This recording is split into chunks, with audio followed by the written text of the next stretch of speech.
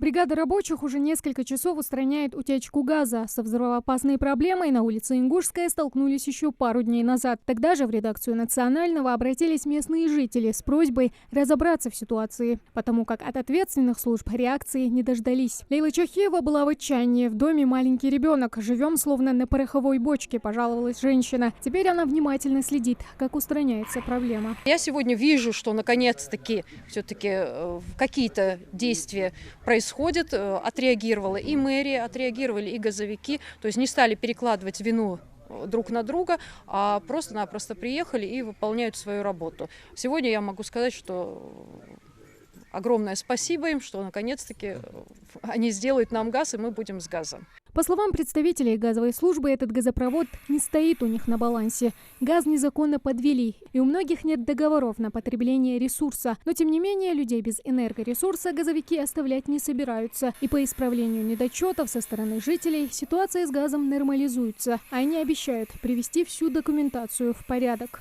Я 89-я труба, и утечка газа, бригаде выехать. Вот они устраняют утечку, вырезали где-то метр трубу, заменяют эту трубу и утечка газа убирать.